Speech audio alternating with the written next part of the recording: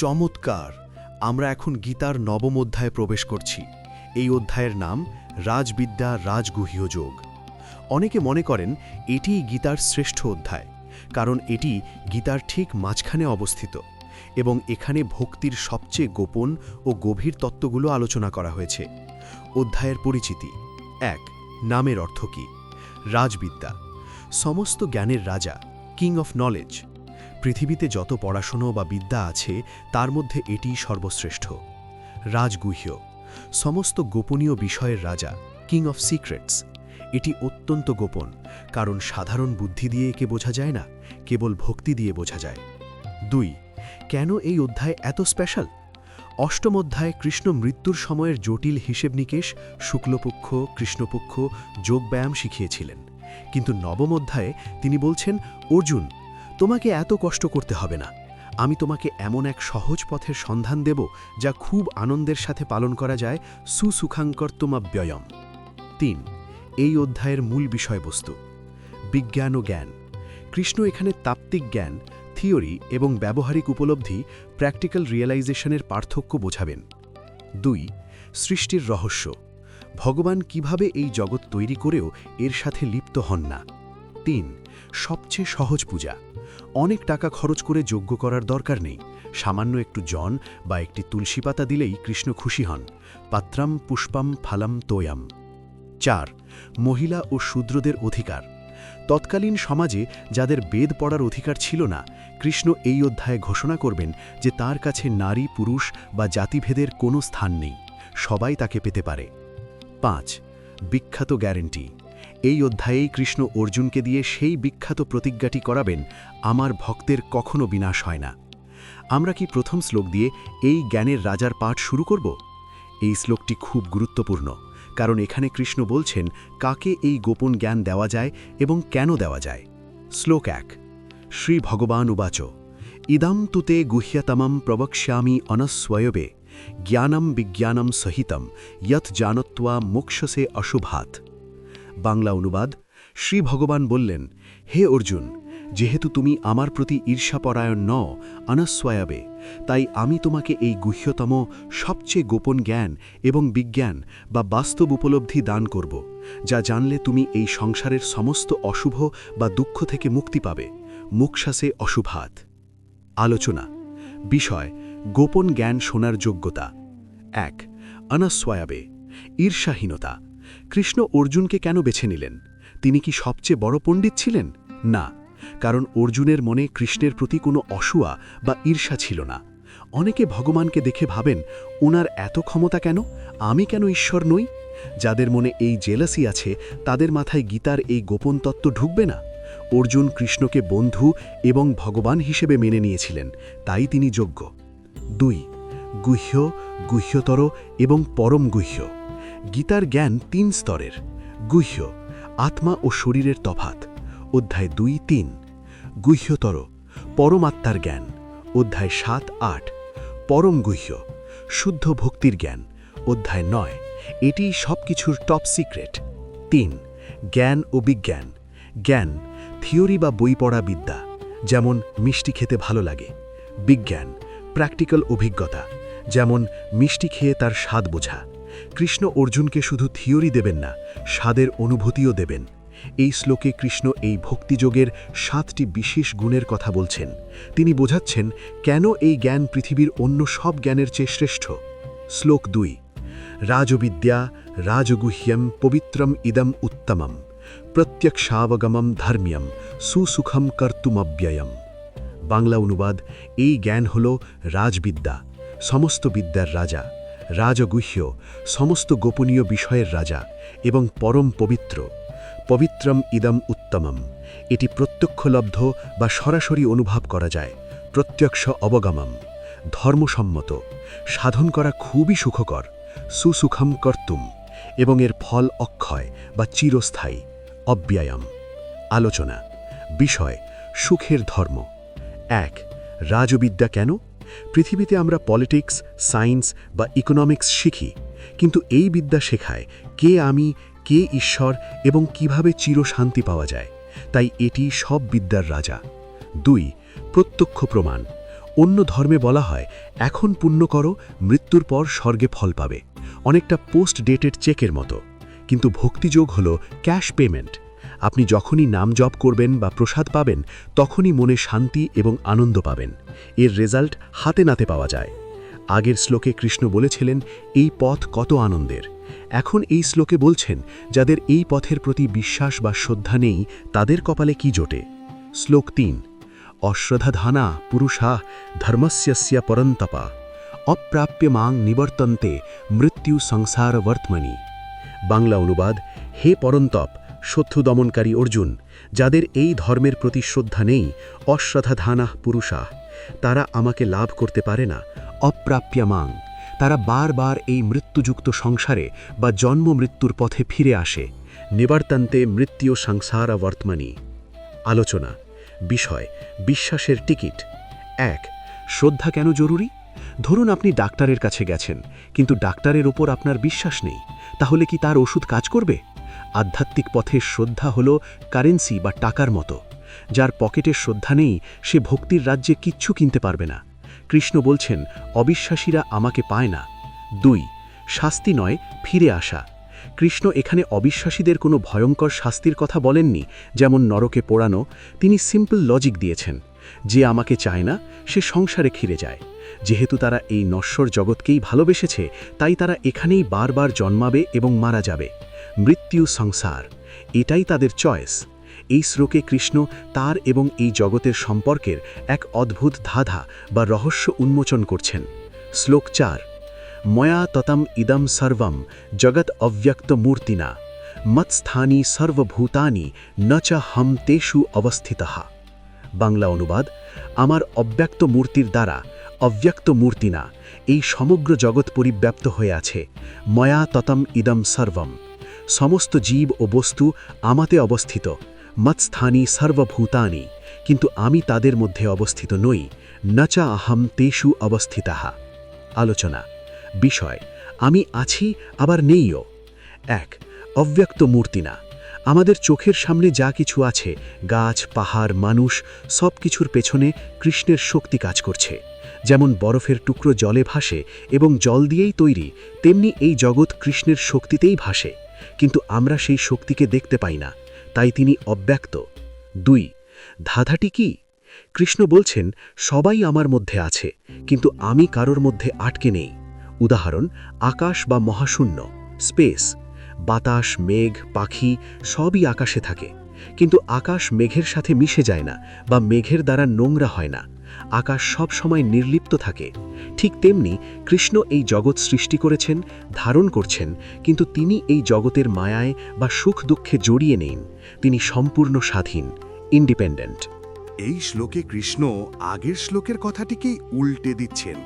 এটিই তার অচিন্ত বা অকল্পনীয় শক্তি। শ্লোক ৫। ন চ মৎস্থানি ভূতানি পশ্য মে যোগমৈশ্বরম ভূতভৃন্ন চ ভূতস্থো মমাত্মা ভূতভাবনঃ। বাংলা অনুবাদ: আবার সেই জীবসমূহ যে আমাতে অবস্থিত তা নয়। ন চ মৎস্থানি ভূতানি, আমার এই যোগ, ঐশ্বর্য বা অঘটন ঘটন পটীয়সী শক্তি দর্শন করো।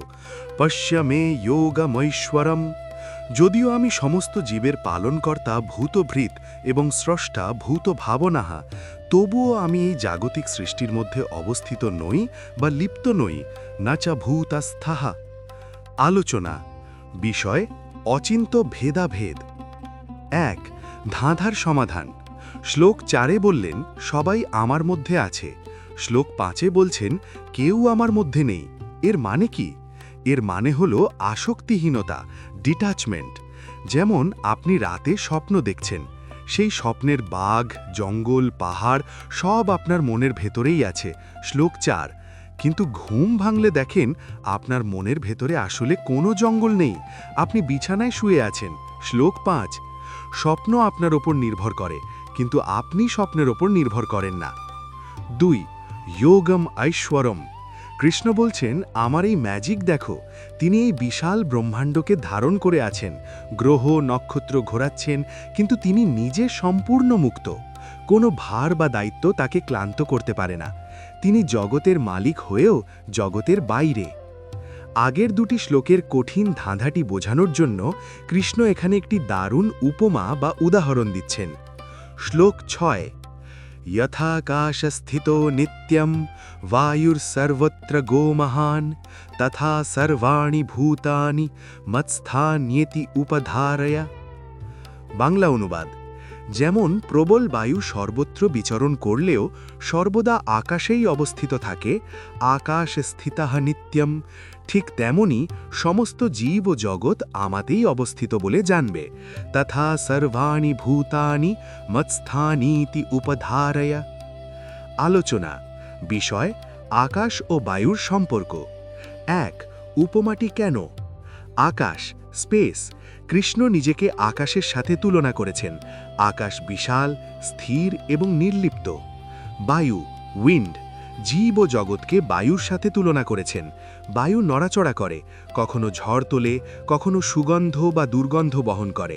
ঠিক তেমনি আমাদের সব ভালোমন্দ কাজ কৃষ্ণের শক্তির ভেতরেই হচ্ছে, কিন্তু কৃষ্ণ তাতে প্রভাবিত হন না বা জড়িয়ে পড়েন না। তিনি আকাশের মতোই নির্লিপ্ত, ডিট্যাচড। পরবর্তী শ্লোকে কৃষ্ণ বলবেন, সৃষ্টির শেষে বা প্রলয়কালে এই সব জীবের কী দশা হয়? আপনি কি সেই মহাজাগতিক রিসাইক্লিং বিনের কথা জানতে চান? এই শ্লোকে কৃষ্ণ সৃষ্টির রিসাইক্লিং প্রসেস বা প্রলয় ও সৃষ্টির চক্র ব্যাখ্যা করছেন। শ্লোক 7 সর্বভূতানি কৌন্তেয় প্রকৃতিম ইয়ান্তি মামিকাম কল্পক্ষয়ে পুনস্তানি কল্পাদৌ বিসৃজাম্যহম। বাংলা অনুবাদ: হে কৌন্তেয়, অর্জুন, কল্পের শেষে বা প্রলয়কালে বা কল্পক্ষয়ে সমস্ত প্রাণী আমার জড়া প্রকৃতিতে প্রবেশ করে বা লীন হয়।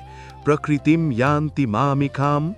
আবার কল্পের শুরুতে কল্পাদাও, আমি তাদের পুনরায় সৃষ্টি করি। বিসৃজাম্যহম। আলোচনা বিষয়: মহাজাগতিক রিবুট। 1. কল্পক্ষয় বা শাটডাউন। ব্রহ্মার একটা দিন শেষ হলে 43 কোটি বছর পর প্রলয় হয়। তখন যেমন কম্পিউটার শাটডাউন করলে সব প্রোগ্রাম বন্ধ হয়ে যায়, তেমনি সব জীব কৃষ্ণের প্রকৃতির মায়া শক্তির ভেতরে সুপ্ত অবস্থায় চলে যায়। তাদের দেহ থাকে না, শুধু সংস্কার বা কর্মফল জমা থাকে। 2. পুনরায় সৃষ্টি। কম্পিউটার অন করলে যেমন সব ফাইল আবার লোড হয়, তেমনি নতুন কল্পের শুরুতে কৃষ্ণ আবার সেই জীবদের তাদের পুরনো কর্মফল অনুযায়ী নতুন দেহ দিয়ে পৃথিবীতে পাঠান। 3. বিসৃজামি, আই সেন্ড ফোর্থ। লক্ষ্য করুন, কৃষ্ণ বলছেন আমি সৃষ্টি করি, অর্থাৎ এই বিশাল জগৎ কোনো বিগ ব্যাং বা আপনা আপনি বিস্ফোরণ থেকে তৈরি হয়নি। এর পেছনে একজন সুপার ইন্টেলিজেন্ট ডিজাইনার বা প্রোগ্রামার আছেন। এই শ্লোকে কৃষ্ণ বোঝাচ্ছেন যে আমরা কি সত্যিই স্বাধীন, নাকি কোনো অদৃশ্য শক্তির দ্বারা বাধ্য হয়ে বারবার জন্ম নিই। শ্লোক 8 প্রকৃতিম স্বামবষ্টভ্য বিসৃজামি পুনঃ পুনঃ ভূতগ্রামম ইমম কৃৎস্নম অবশম প্রকৃতির বশাৎ। বাংলা অনুবাদ: আমার নিজের প্রকৃতিকে আশ্রয় বা নিয়ন্ত্রণ করে প্রকৃতিম স্বামবষ্টভ্য, স্বভাব বা কর্মের প্রভাবে অসহায় অবশম এই সমস্ত জীবগোষ্ঠীকে আমি বারবার সৃষ্টি করি। বিসৃজামি পুনঃ পুনঃ। আলোচনা বিষয়: আমরা কি সত্যিই স্বাধীন? 1. অবশম। কৃষ্ণ এখানে খুব কঠোর একটা শব্দ ব্যবহার করেছেন, অবশ, অর্থাৎ জীবের কোনো চয়েস নেই। প্রলয়ের সময় আমরা ঘুমিয়ে পড়ি, আর সৃষ্টির সময় আমাদের কর্মফল অনুযায়ী জোর করে ঘুম থেকে তুলে দেহে ঢুকিয়ে দেওয়া হয়। কেউ বলতে পারবে না আমি এবার মানুষ না হয়ে দেবতা হব। যার যা কর্ম, প্রকৃতি তাকে সেই শরীর দিতে বাধ্য করে। 2. পুনঃ পুনঃ। এটা একবার হয় না, বারবার হয়। যতক্ষণ না আমরা ভক্তি বা জ্ঞান অর্জন করে এই চক্র থেকে বেরোচ্ছি, ততক্ষণ এই ফোর্সড ল্যান্ডিং চলতেই থাকবে। 3. মালিককে। যদিও প্রকৃতি আমাদের নিয়ন্ত্রণ করে, কিন্তু সেই প্রকৃতির রিমোট কন্ট্রোল কৃষ্ণের হাতে, অর্থাৎ প্রকৃতিম স্বামবষ্টভ্য। তাই একমাত্র কৃষ্ণই পারেন আমাদের এই চক্র থেকে মুক্তি দিতে। এই শ্লোকে কৃষ্ণ পরিষ্কার করছেন যে তিনি এত বড় সৃষ্টি ও ধ্বংসের কাজ করলেও কেন কর্মফলে আটকে পড়েন না। শ্লোক 9 ন চ মাম তানি কর্মাণি নিবদ্ধন্তি ধনঞ্জয় উদাসীন বদাসীনম আসক্তম তেষু কর্মসু। বাংলা অনুবাদ: হে ধনঞ্জয়, সেই কর্মগুলি আমাকে আবদ্ধ করতে পারে না, কারণ আমি সেই সমস্ত কর্মে আসক্তিহীন এবং উদাসীন বা নিরপেক্ষ ব্যক্তির মতো অবস্থান করি। উদাসীনবৎ আসীনম। আলোচনা বিষয়: বিচারক কি অপরাধী? ১. উদাসীনবৎ। ধরুন একজন বিচারক কাউকে মৃত্যুদণ্ড দিলেন। এতে কি বিচারকের পাপ হবে? না, কারণ বিচারক ব্যক্তিগত রাগের বশবর্তী হয়ে শাস্তি দেননি। তিনি আইনের বই মেনে নিরপেক্ষভাবে রায় দিয়েছেন। ঠিক তেমনি কৃষ্ণ কাউকে ধনী বা গরিব, সুখী বা দুঃখী বানান না।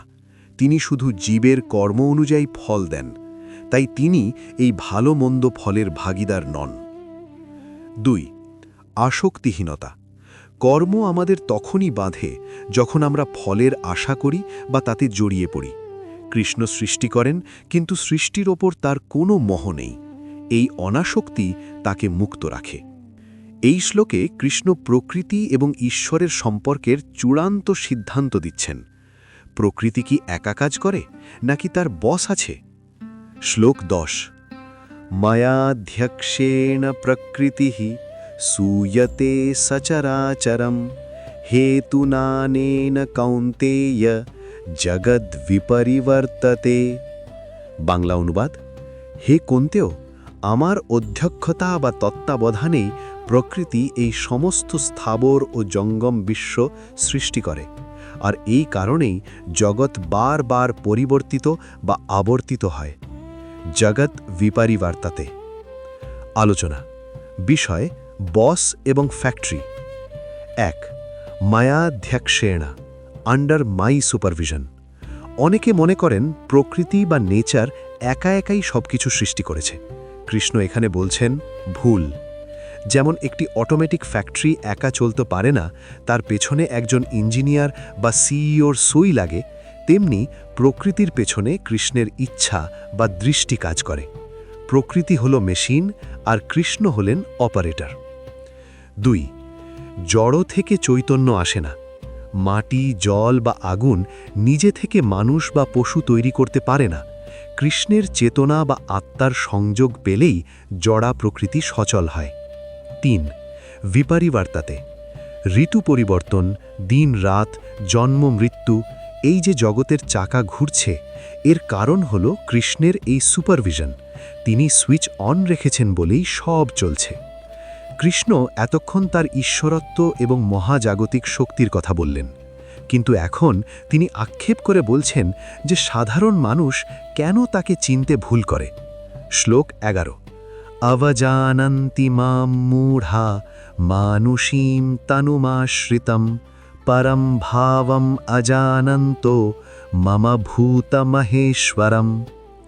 বাংলা অনুবাদ: আমি যখন মানুষের আকার ধারণ করে মানুষীম তানুম আশ্রিতম অবতীর্ণ হই, তখন মূঢ় বা অবিবেচক ব্যক্তিরা আমাকে অবজ্ঞা করে। অবজানন্তি মাম মূঢ়া। তারা সমস্ত জীবের মহেশ্বর বা ভূত মহেশ্বর হিসাবে আমার পরম ভাব বা স্বরূপ সম্বন্ধে অবগত নয়। আলোচনা বিষয়: ভগবানের ছদ্মবেশ। ১. মূঢ়া। কৃষ্ণ এখানে মূঢ় শব্দটা ব্যবহার করেছেন তাদের জন্য যারা মনে করে কৃষ্ণ কেবল একজন সাধারণ শক্তিশালী মানুষ বা ঐতিহাসিক চরিত্র। তারা কৃষ্ণের বাইরের রক্তমাংসের শরীরটা দেখে, কিন্তু তার ভেতরের অনন্ত শক্তিকে দেখতে পায় না। ২. মানুষীম তানুম। ভগবান যখন মানুষের মতো হাত পা নিয়ে আমাদের মাঝে আসেন, তখন তিনি আমাদের মতোই খাওয়া দাওয়া করেন বা ঘুমান। এটাই বার বড় পরীক্ষা। যেমন কোনো রাজা যদি সাধারণ সৈনিকের পোশাক পরে রাজ্যে ঘোরেন, তাহলে সাধারণ মানুষ তাকে চিনতে পারেন না এবং তার সাথে খারাপ ব্যবহার করেন, কিন্তু সেই সৈনিকের পোশাকে থাকলেও তিনি আসলে রাজাই। ৩. ভূত মহেশ্বরম। কৃষ্ণ বলছেন, আমি যখন ছোট শিশু হয়ে যশোদার কোলে থাকি, তখনও আমিই পুরো ব্রহ্মাণ্ডের মালিক বা মহেশ্বর। যারা কেবল বাইরের আবরণ দেখে বিচার করে, তারা তার আসল মাহাত্ম্য বুঝতে পারে না। অবশ্যই নবম অধ্যায়ের ১২ নম্বর শ্লোক নিচে দেওয়া হল। আগের শ্লোকে কৃষ্ণ বলেছিলেন যে মূঢ় ব্যক্তিরা তাকে সাধারণ মানুষ মনে করে ভুল করে। এই শ্লোকে তিনি জানাচ্ছেন যে এই ভুলের মাসুল হিসাবে তাদের ভবিষ্যৎ কি হয়। শ্লোক 12। মোঘাশা মোঘকর্মাণো মোঘজ্ঞানা বিচেতসঃ রাক্ষসীমাসুরীম চৈব প্রকৃতিম মোহিনীম শ্রিতাঃ। বাংলা অনুবাদ: সেই মোহগ্রস্ত ও বিবেকহীন ব্যক্তিরা বা বিচেতসঃ রাক্ষসী ও আসুরী প্রকৃতি, রাক্ষসীম আসুরীম প্রকৃতিম অবলম্বন করে, ফলে তাদের সমস্ত আশা ব্যর্থ হয়, মোঘাশাহা। তাদের সমস্ত কর্ম নিষ্ফল হয়, মোঘকর্মাণাহা।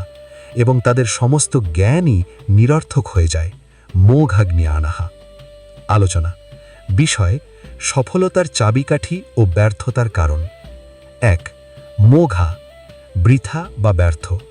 কৃষ্ণ এখানে 3টে বিষয়ের কথা বলেছেন যা বিফল হয়। মোঘা আশা, তারা বড় বড় স্বপ্ন দেখে কিন্তু তা পূর্ণ হয় না, কারণ তারা সৃষ্টির মূল বা ঈশ্বরকে বাদ দিয়ে কেবল ডালপালা নিয়ে পড়ে থাকে। মোঘ কর্ম, তারা দিন রাত পরিশ্রম করে অনেক কিছু অর্জন করে কিন্তু মৃত্যুর সময়ে সাথে কিছুই নিয়ে যেতে পারে না। মোঘ জ্ঞান, তাদের অনেক ডিগ্রি বা পাণ্ডিত্য থাকতে পারে কিন্তু সেই জ্ঞান তাদের মনে শান্তি দিতে পারে না। 2. রাক্ষসী ও আসুরী প্রকৃতি। আসুরী, ডেমনিক, যারা কেবল নিজের ভোগ এবং অহংকার নিয়ে ব্যস্ত থাকে। রাক্ষসী, গুলেশ, যারা অন্যের ক্ষতি করে বা হিংসার মাধ্যমে সুখ খোঁজে। কৃষ্ণ বলছেন যারা তাকে বা জীবনের উচ্চতর সত্যকে মানে না, তারা অজান্তেই এই নিচু স্তরের পশু প্রবৃত্তির শিকার হয়ে যায়। আগের শ্লোকে কৃষ্ণ আসুরী প্রকৃতির মানুষদের বর্ণনা দিয়েছিলেন। এখন তিনি তার প্রিয় মহাত্মাদের কথা বলছেন, যারা মোহমুক্ত হয়ে তাকে ভজনা করেন। শ্লোক 13। মহাত্মানস্তু মাম পার্থ দৈবীম প্রকৃতিমাশ্রিতাঃ ভজন্তি অনন্য মনসো জ্ঞাত্বা ভূতাদিমব্যয়ম। বাংলা অনুবাদ: কিন্তু হে পার্থ, যারা মহাত্মা বা মহাত্মানঃ, তারা আমার দৈবী প্রকৃতিকে আশ্রয় করেন, দৈবীম প্রকৃতিম আশ্রিতাঃ।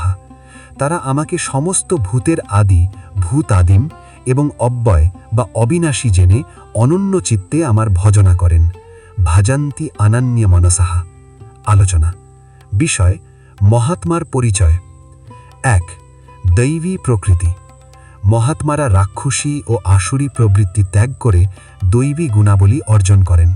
তারা কৃষ্ণের মায়া শক্তির বদলে তার কৃপা শক্তির অধীনে থাকেন। 2. অনন্য মানসাহা। মহাত্মাদের মনের ফোকাস বিক্ষিপ্ত নয়। তারা জানেন যে একটি গাছের মূলে জল দিলে যেমন সব শাখায় জল পৌঁছে যায়, তেমনি কৃষ্ণের সেবা করলে জগতের সবার সেবা করা হয়। তাই তারা অন্য কোনো দেবী দেবতা বা জাগতিক লাভের পেছনে না ছুটে কেবল কৃষ্ণকে ভালোবাসেন। 3. ভূত আদিম ও অব্যয়াম। তারা কৃষ্ণকে কেবল একজন ঐতিহাসিক মহাপুরুষ মনে করেন না। তারা জানেন যে কৃষ্ণই সৃষ্টির উৎস, আদি, এবং তিনি কখনো ক্ষয় হন না, অব্যয়। এই গভীর উপলব্ধি তাদের ভক্তিকে অটল রাখে। এই শ্লোকটি অত্যন্ত জনপ্রিয়, কারণ এখানে কৃষ্ণ তার প্রিয় ভক্তদের সারা দিনের রুটিন বা কার্যকলাপ বর্ণনা করেছেন।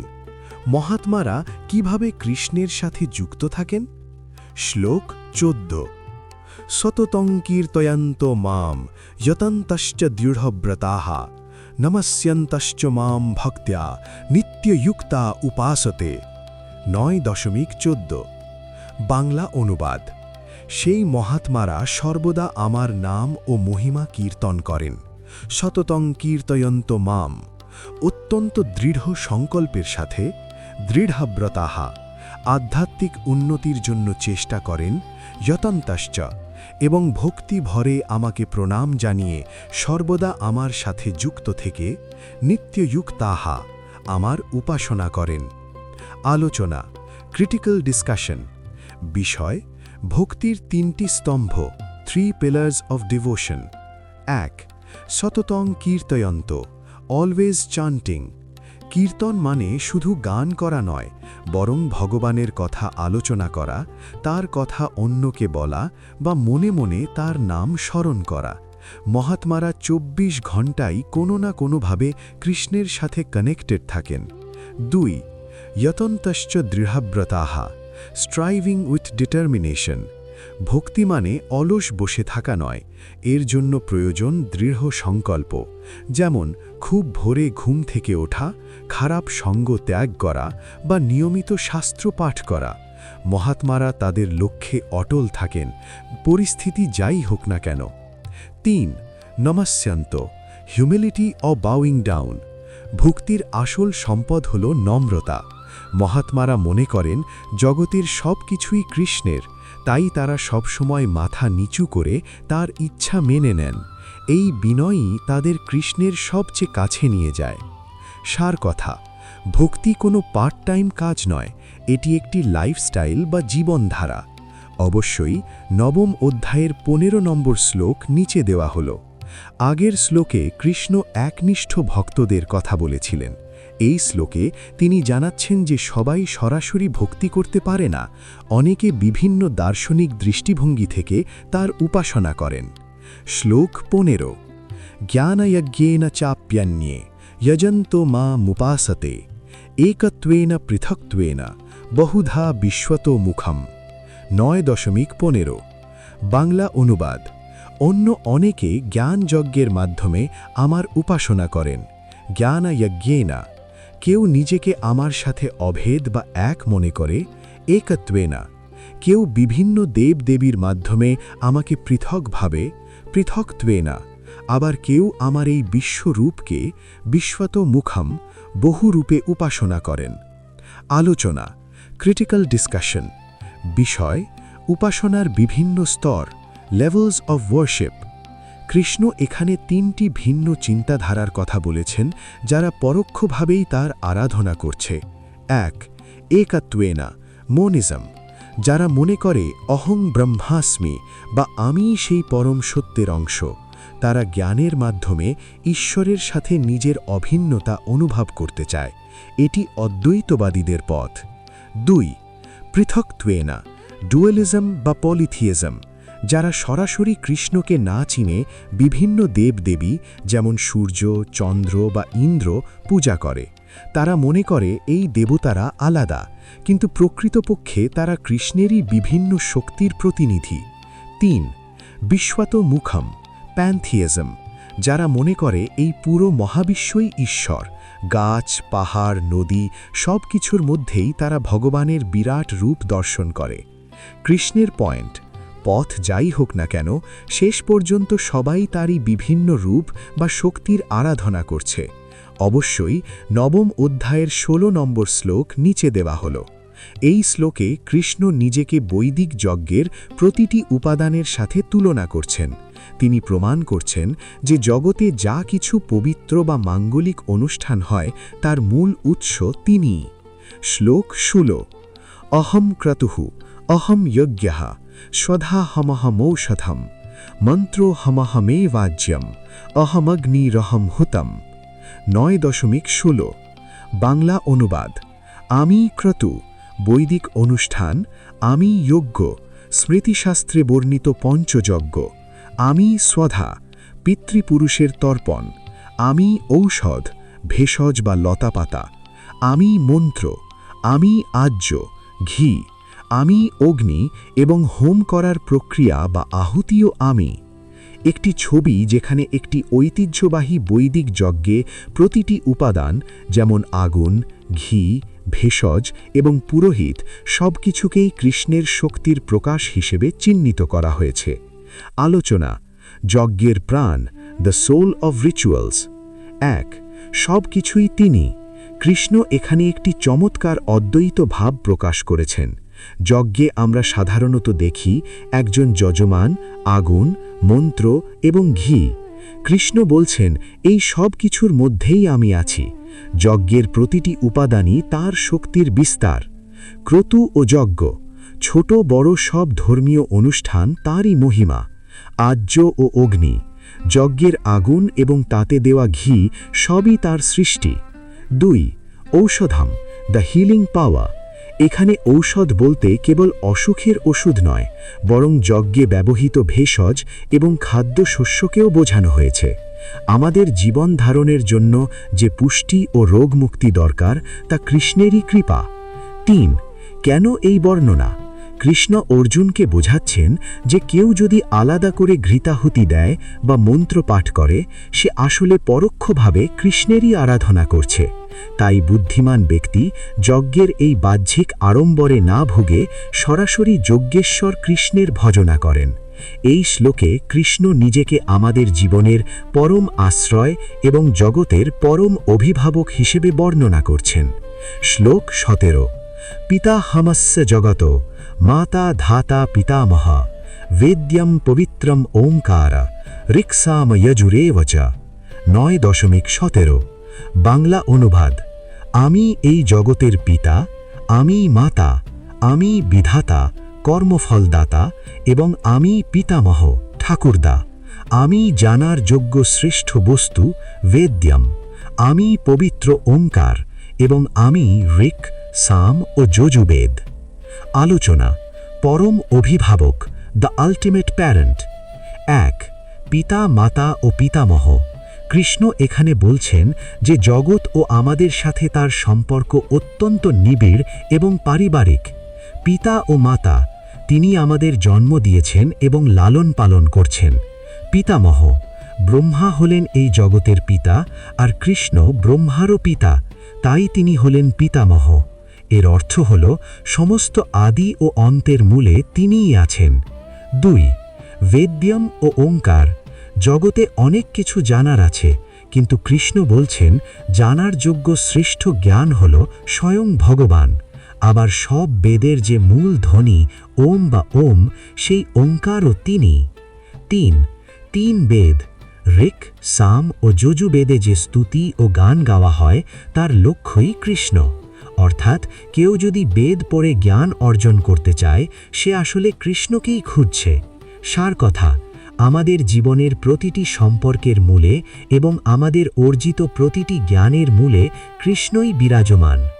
অবশ্যই 9ম অধ্যায়ের 18 নম্বর শ্লোক নিচে দেওয়া হল। এই শ্লোকে কৃষ্ণ নিজেকে আমাদের জীবনের প্রতিটি স্তরের গন্তব্য এবং আশ্রয় হিসেবে বর্ণনা করছেন। শ্লোক 18। গতির্ভর্তা প্রভুঃ সাক্ষী নিবাসঃ শরণম সুহৃৎ প্রভবঃ প্রলয়ঃ স্থানম নিধানম বীজমব্যয়ম। 9.18। বাংলা অনুবাদ: আমি গতি, গন্তব্য; আমি ভর্তা, পালনকর্তা; আমি প্রভু, নিয়ন্তা; আমি সাক্ষী, আমি সবার নিবাস, আশ্রয়; শরণ, রক্ষণকর্তা; এবং সুহৃৎ, নিঃস্বার্থ বন্ধু। আমি জগতের উৎপত্তি, লয়, স্থিতি, আধার এবং অব্যয় বীজ, অবিনাশী কারণ।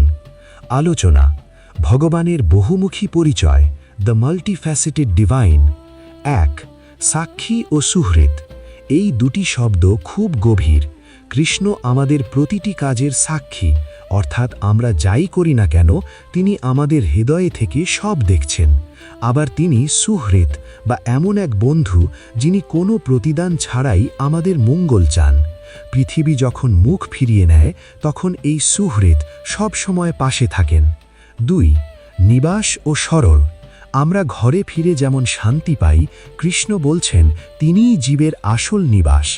যতক্ষণ আমরা তার শরণ নিচ্ছি না ততক্ষণ আমরা ঠিকানাহীন যাযাবর। শরণম শব্দটির অর্থ হল বিপদের সময় তিনি একমাত্র অভয়দাতা। 3. বীজম অব্যয়ম। সাধারণ বীজ গাছ হওয়ার পর নষ্ট হয়ে যায়, কিন্তু কৃষ্ণ এমন এক অব্যয় বা অবিনাশী বীজ যা থেকে কোটি কোটি জগৎ সৃষ্টি হলেও তার কোনো ক্ষয় হয় না। তিনি জগতের কারণ হয়েও নিজে অবিনাশী থাকেন।